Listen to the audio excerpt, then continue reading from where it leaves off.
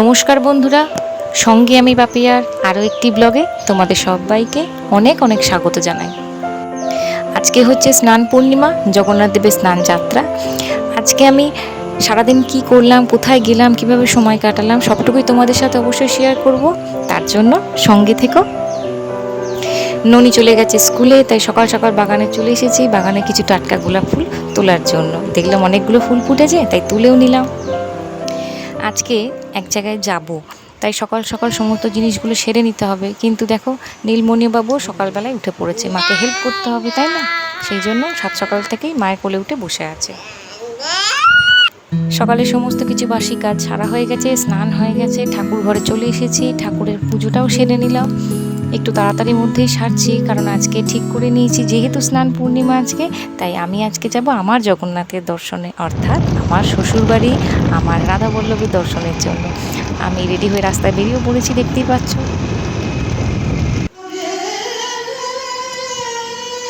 আমাদের আসল জগন্নাথ ধাম হচ্ছে শ্রীক্ষেত্র, অর্থাৎ পুরীর জগন্নাথ ধাম। সেটা তো আমরা সবাই জানি।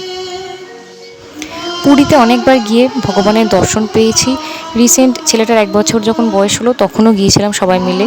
তো সেখানে গিয়ে প্রভু জগন্নাথকে মন প্রাণ ভরে দর্শন করে এসেছি। কিন্তু যতবারই যেখানেই যাই না কেন, গিয়েই বাড়ির রাধাবল্লভকে না স্মরণ করি। রাধাবল্লভীর নিত্য পুজো শুরুও হয়ে গেছে, তাই আমি ঠাকুরের প্রদীপগুলো একটুখানি রেডি করে নিচ্ছি। প্রতিদিনই এখানে নিত্য ভোগ হয়, নিত্য সেবা হয়।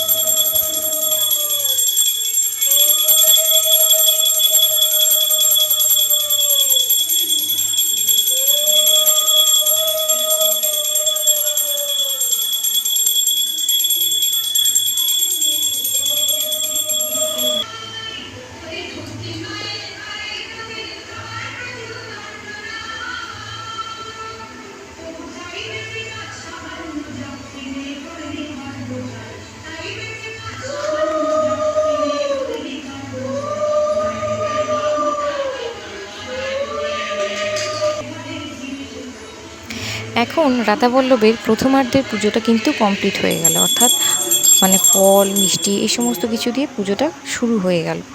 ঠাকুরের স্নানও হয়ে গেল, এরপরে ঠাকুরের অন্ন ভোগ নিবেদন করা হবে।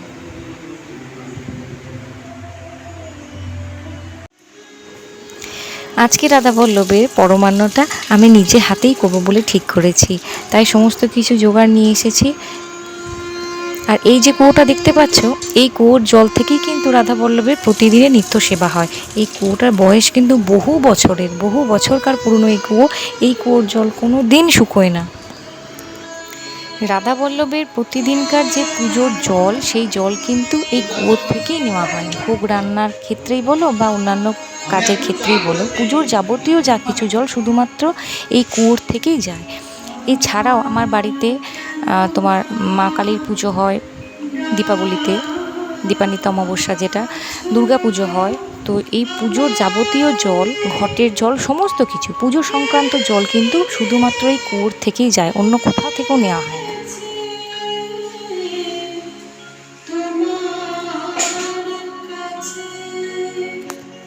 আর এইটা হচ্ছে ঠাকুরের ভোগ মন্দির।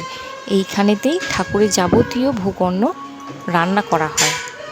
আমি ঠাকুরের পরমান্নটা চাপিয়েও দিয়েছি।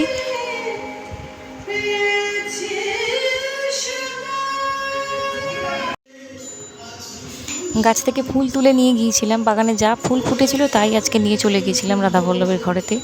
তো রাধাবল্লভী তো জগন্নাথ, সেই হিসেবে আমরা দেখি তার মধ্যেই সমস্ত কিছু। তো ঠাকুর ঘরটা বেশ সুন্দর করে সাজানো হয়েছে, ঠাকুরের ভোগ নিবেদনও হয়ে গেছে, পুজোটাও কমপ্লিট হয়ে গেছে।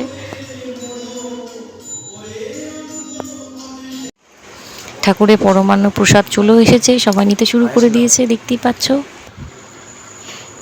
এইটা হচ্ছে আমাদের মা কালীর ঘর। দীপাবলি অমাবস্যাতে এই ঘরেতে মা কালীর পুজো হয়, বেশ ধুমধাম করে হয়। তোমাদেরকে নিশ্চয়ই আমি দেখাবো, নিশ্চয়ই তোমাদের সাথে শেয়ার করব।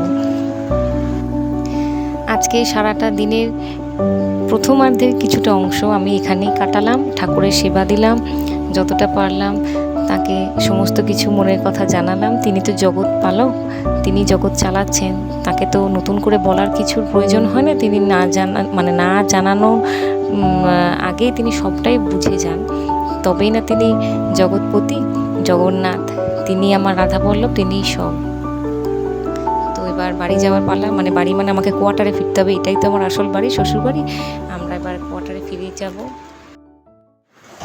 ওখান থেকে ফিরে আসতে অনেকটাই দেরি হয়ে গিয়েছিল। তো যাই হোক, এসে নীলমণিবাবুকে স্নান টান সারিয়ে দিলাম। ও এবার খেলতে শুরু করে দিয়েছে নিজের মতন করে। খাওয়াও হয়ে গেছে, ঠাকুরের প্রসাদ নিয়ে এসেছিলাম, প্রসাদটা বেশ ভালোভাবেই খেয়েছে, কারণ পায়েস তো এমনি খুব ভালোবাসে ও খেতে, মিষ্টি মিষ্টি খাবার অন্যান্য খাবারের থেকে। কদিন আগেই বলছিলাম না যে গাছের আমগুলো পাড়া হয়ে উঠছে না, তো সেই জন্য আজকে ওর বাবা ঠিক করে নিয়েছে বিকেলবেলাতে আমগুলো পাড়তেই হবে, তাই একদম গাছে উঠে পড়েছে আম পাড়ার জন্য।